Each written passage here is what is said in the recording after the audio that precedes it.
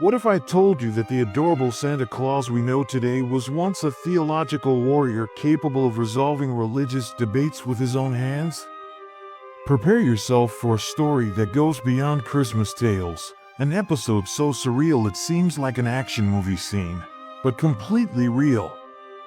In the year 325 AD, amid the imposing halls of the Council of Nicaea, something extraordinary would happen, a moment that would forever change the understanding of Christianity. At the center of this historical drama, two men would confront each other: Nicholas, the Bishop of Myra, and Arius, a priest who would dare to challenge centuries of Christian tradition. But pay attention, this is not just another religious story. It's a theological thriller where ideas would be confronted with a brutality few would dare to imagine. A moment where faith would be defended not just with words, but with an action that would shock even the most fervent Christians. Get ready to dive into a narrative that mixes faith, courage, and a slap that would echo through centuries of Christian history. Imagine a moment so explosive that a single theological debate would shake the foundations of an entire civilization. The year is 325 AD, a time when words could spark wars, and a single heretical whisper could transform the course of human history. The Roman Empire trembled on the edge of a spiritual revolution. Christianity, once a persecuted faith, was about to become a powerful force that would reshape the world. And at the center of this transformative storm stood two men whose confrontation would be remembered for centuries: Arius, the charismatic heretic, and Nicholas, the fierce defender of Orthodox faith. Picture Alexandria, the intellectual powerhouse of the ancient world. Here, in the city of philosophers and theologians, a theological time bomb was ticking. Arius, a presbyter with a razor-sharp intellect, was about to challenge everything the Christian world believed about the nature of Christ. If you're fascinated by these untold stories from history, make sure to subscribe to our channel for more captivating narratives. Don't forget to like this video and share your thoughts in the comments below. Your engagement helps us bring more intriguing historical content your way. This proposition was radical and dangerous. Jesus was not truly divine, but a created being subordinate to God. Each word was a potential spark that could ignite a theological hell. Influential bishops began taking sides. The empire divided, tension mounting like a pressure cooker ready to explode. Nicholas of Myra watched this unfolding drama with growing anger. He was no ordinary bishop, a man of action, with a reputation for defending his beliefs with more than just words. While other ecclesiastical leaders debated in measured tones, Nicholas felt a fire burning within him, a conviction that some ideas were so dangerous they demanded more than intellectual refutation. The Council of Nicaea was more than a meeting, it was a battlefield of ideas. 318 bishops from across the Roman Empire gathered, their gazes intense, their minds sharp as blades. Political alliances, personal ambitions, and fundamental questions about divinity were about to collide in a moment that would define Christianity forever. Little did Arius know that his intellectual challenge would provoke a response so unexpected, so shocking, that it would transform the very man who would centuries later become the beloved figure of Santa Claus. The stage was set. The players were ready. And history was about to be written with a slap that would echo through centuries. Escalation of theological tension. As the Council of Nicaea entered its most critical sessions, the intellectual battlefield became increasingly charged. Arius, confident and articulate, began presenting his theological arguments with a calculated precision that both impressed and terrified his fellow bishops. His theory of Christ's nature was not a simple theological nuance, but a fundamental reimagining of divine hierarchy. Arius argued that Jesus was a created being sublime, but ultimately subordinate to God the Father. Each carefully constructed sentence was a strategic attack on traditional Christian doctrine, designed to challenge centuries of theological understanding. The room was divided. Some bishops listened with intellectual curiosity, others with growing horror. Constantine the Great, who had convened this council to ensure religious unity across the Roman Empire, watched the proceedings with a mix of political calculation and genuine theological concern. Nicholas listened, and his anger grew. The theological debate was becoming more than an intellectual exercise. It was a battle for the very soul of Christianity. Arius presented intricate arguments, using complex philosophical language that seemed to dance around the fundamental question of Christ's divinity. He quoted scriptures, used elaborate logical constructions, presenting himself as a rational thinker challenging outdated beliefs. But for Nicholas, this was not just an academic discussion. Each word from Arius felt like a personal assault on everything he believed.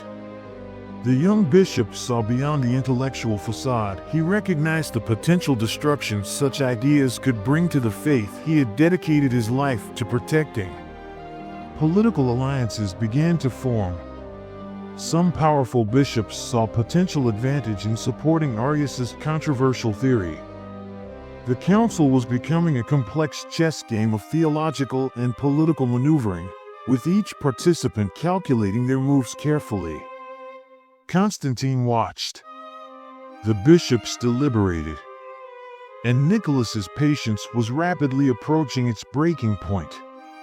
The tension in the room was so thick it could be cut with a knife.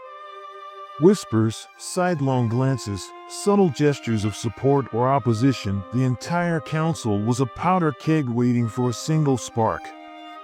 That spark was about to be ignited by a man who would become known as the inspiration for Santa Claus, a bishop who believed that some ideas were so dangerous they deserved more than just verbal refutation. The stage was set for a confrontation that would become legendary, a moment that would challenge not just theological understanding, but the very limits of religious debate. The moment had arrived.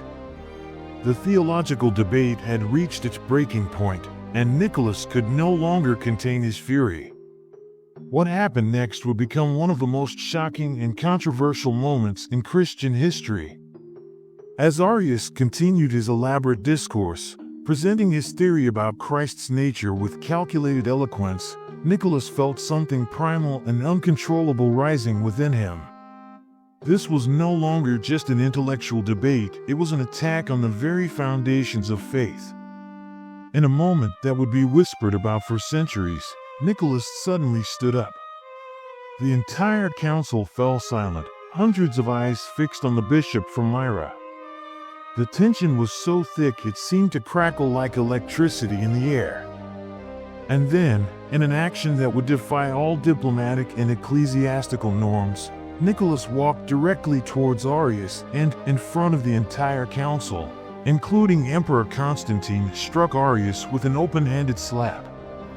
The sound echoed through the hall like a thunderclap. Gasps erupted. Some bishops were scandalized, others secretly thrilled. Constantine himself was momentarily stunned, unsure whether to intervene or allow this unprecedented breach of council decorum. Arius staggered, more shocked by the theological and physical assault than by the physical blow itself. Nicholas, breathing heavily, didn't back down. "Your words are an assault on the divine truth," he declared, his voice trembling with righteous anger. The slap was more than a physical act, it was a symbolic rejection of Arius's theological position. In that single moment, Nicholas transformed a complex theological debate into a visceral, unforgettable statement. The consequences were immediate and far-reaching. The council would ultimately condemn Arius's teachings, declaring them heretical. Nicholas's actions, while controversial, had crystallized the orthodox position in a way no diplomatic argument could have achieved.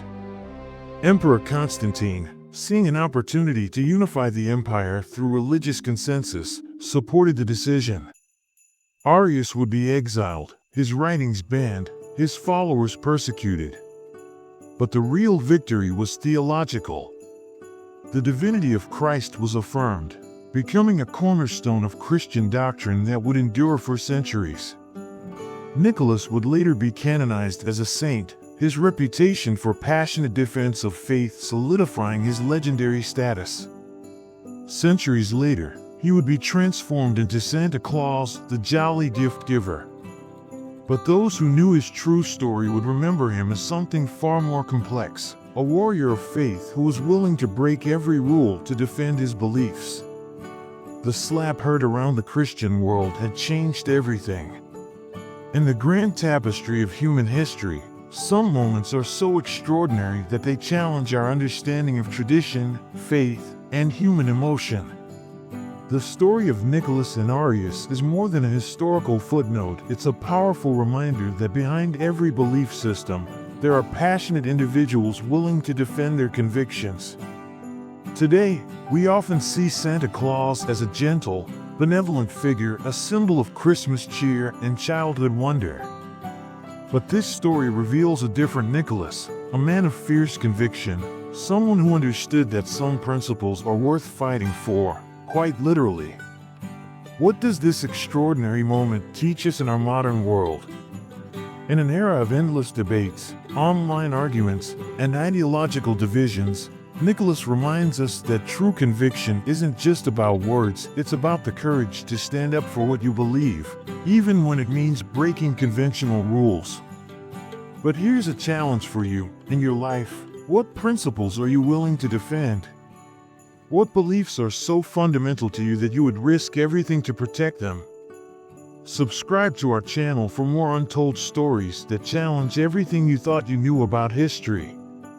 History isn't just a collection of dates and facts. It's a living, breathing narrative of human passion, conflict, and transformation. And sometimes, it's as dramatic as a saint slapping a heretic.